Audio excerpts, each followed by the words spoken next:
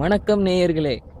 இந்த வீடியோ எனது நண்பன் அருண் அவர்களின் கடைசி வாழ்க்கை சில நொடிகள்.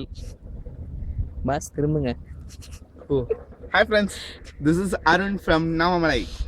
உங்களுக்கு நாமமலையில் எந்த பிளேஸ் தெரியும்? அதெல்லாம் தெரியாதுங்க. இவர் இங்க இருந்து குதிக்க போறாரு. பாத்தீங்களா எவ்வளவு பெருசு இருக்கு. ஜூம் இயர் நாமமலையில் பார்த்தீங்கன்னா வெறும் கோயில் மட்டுமே பார்த்துட்டு இருக்கீங்க.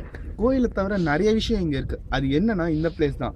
மேலே ஏறி வந்தீங்கன்னா அங்கே பாருங்க, அந்த மலை, இந்த மலை, அந்த மலை அது எப்படி இருக்குன்னு பார்த்தீங்கன்னா செம்மையாக இருக்குது. அப்படியே எப்போ விழுவுன்னே தெரியாத மாதிரி நிற்குது.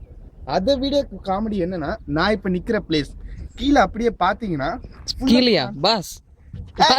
அது இல்லடா, கீழே கீழே அப்படியே பார்த்தீங்கன்னா ஃபுல்லாக கல் கொட்டி வச்ச மாதிரி இருக்கு. இது எப்போ விழுவும் எப்படி விழுவுனே தெரில. நான் வேற நின்றுருக்கேன், விழுந்தேன்னா அவ்வளோதான். பாருங்க, கேமராமேனும் அங்கதான் நிக்கிறாருங்க. கேமராமேன் ஓரமா நிக்கிறாருங்க. அவரை பத்தி நீங்க கவலைப்படாது, அவரும் களம் இறங்குறாருங்க. இப்ப காலை வராம இருந்தா சரிங்க. இப்போ நீங்க பாத்தீங்கன்னா நிறைய கல் கொட்டி கிடக்குற மாதிரியே இருக்கு. இந்த கல்லெல்லாம் யார் சேர்த்து வச்சிருப்பா? செம்ம கேள்வி இல்ல. ராஜராஜ சோழனா இருப்போம். அவர் இங்க வரலையே, வேலை பொழப்புக்கு வந்திருப்பார் பாஸ். வேலை பொழப்பு இல்லாம வந்திருப்பாரா? கொஞ்சம் இங்க வந்து பாத்தீங்கன்னா செம்மையா இருக்கு வியூ. அப்படியே அந்த மலையில இருந்து இந்த மலை வரைக்கும் எப்படியே நான் அப்படியே ஒரு டைரக்டர் ஆயிடலான்னு இருக்கேன். நீங்க என்ன நினைக்கிறீங்க அதை பத்தி?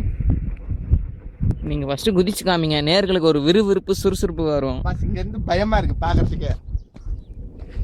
இங்க இருந்து குதிக்கிறாராமா பாருங்க பாஸ். இங்க இருந்து சுச்சு விட்டாலே போய் சேர்றதுக்கு 1/2 மணி நேரம் ஆகுதுங்க.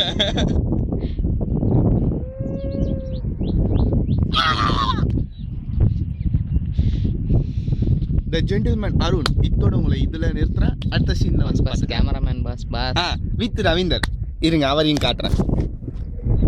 சாமியா அழகா இருக்காருல்ல, அரசியல்வாதி தாங்க இவரு.